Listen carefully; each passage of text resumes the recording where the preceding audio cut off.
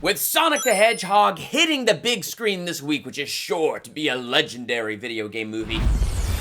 You're mine, Hedgehog! Let's go back in time and talk about another Nintendo product legendary movie, Super Mario Brothers. Although this is legendary for a totally different reason. Which is not miraculous, Good luck, Sonic.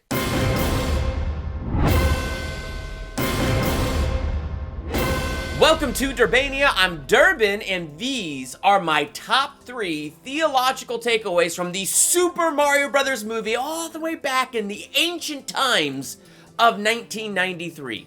Can you believe just a few short months after we got the Super Mario Brothers movie, we got Jurassic Park?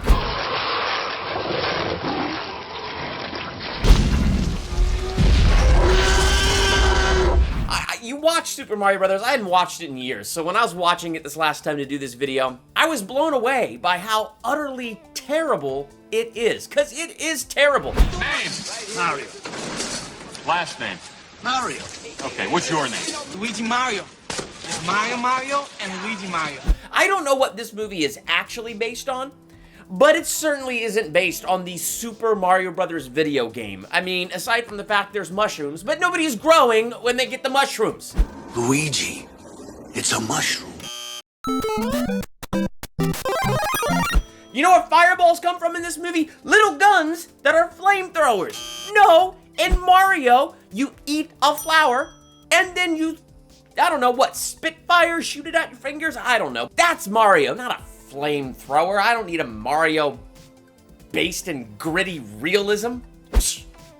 But the movie is so bad, it actually has its own fascinating qualities to it that actually make it a pretty good and entertaining movie. Here are my top 3 theological takeaways. If you were fascinated enough by this movie to stick it through and not be my wife who fell asleep halfway through, what are your top 3 theological takeaways? Let's talk in the comments. Number 1, Luigi following his instincts is like us following the Holy Spirit.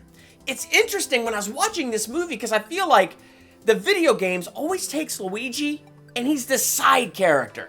But in this movie, he gets justice because this movie could not have existed without Luigi, because Mario is like a staunch unbeliever in everything, to the point it's almost like this caricature. So yeah, he's a fantastic plumber, but he doesn't believe in squat. And you kind of see if they went Mario's way, then Daisy would have been in trouble, the dimensions would have been merged, and Koopa would have ruled the universe. It kind of would have been a really bad situation.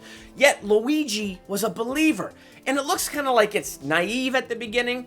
And so you really just see, as he follows his gut, as he follows his instincts and his beliefs, man, he's able to leap into that solid rock wall, which wasn't solid, but a doorway into that parallel earth. Because of his belief, he realized it was the fungus that was trying to help them out and guide them and was giving them that little bomb as a gift. And so it's really interesting to see that because of his belief, he was able to see these things that Mario wasn't able to see until the very end of this movie, where he became a believer. So because Luigi trusted his gut, he trusted his instincts, they were able to move forward throughout this movie. And it made me think of Isaiah 30:21. Whether you turn to the right or to the left, your ears will hear a voice behind you saying, "This is the way, walk in it." If we could learn to listen to the Holy Spirit and believe him the way that Luigi was trusting his gut, can you imagine what we could accomplish?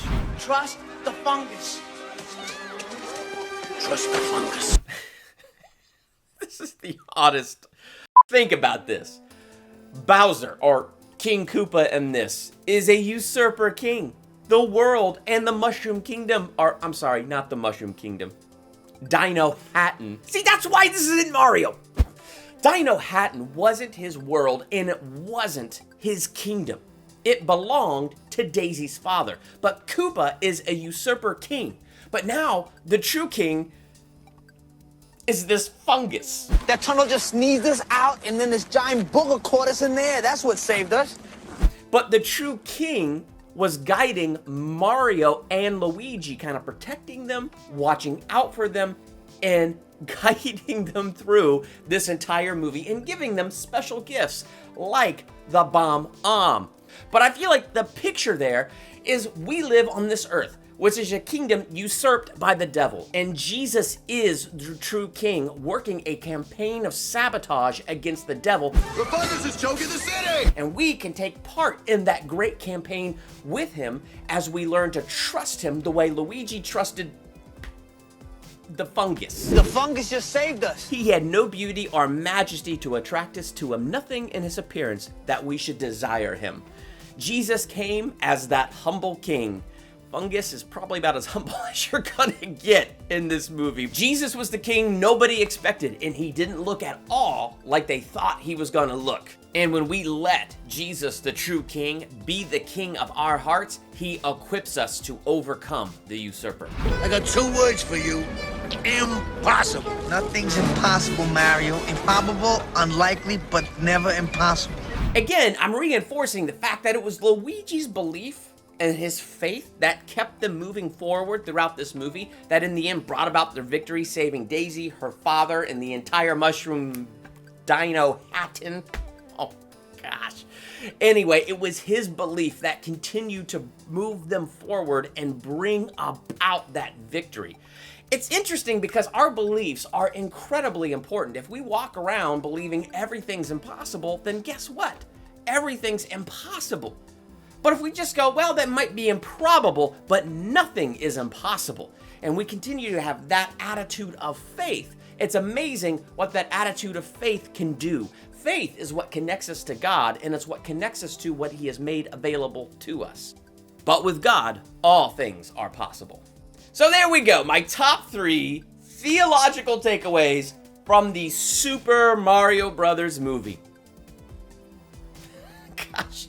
This was the beginning of video game movies, and I'm very anxious to see Sonic the Hedgehog and see what is this movie gonna add to the long, sad history of video game movies. I think the trailers look really cool. It's really awesome that they did that entire character redesign for the fans. And Jim Carrey looks stinking hilarious. Left herself open. So having not seen it at the time of filming this and posting this video, I gotta say, things are looking up and I'm looking forward to seeing that movie. Make sure you hit that subscribe button and the bell by that subscribe button so when I do my review for Sonic the Hedgehog, you'll be notified the moment that drops. And did you like this video? Hit that like button, hit that share button. And if you like that perspective, diving into these things theologically and finding those kind of takeaways, another way that you can help support this channel is through my Patreon page. Link to that is in the description. I'm Durbin. Thank you so much for checking out Durbania.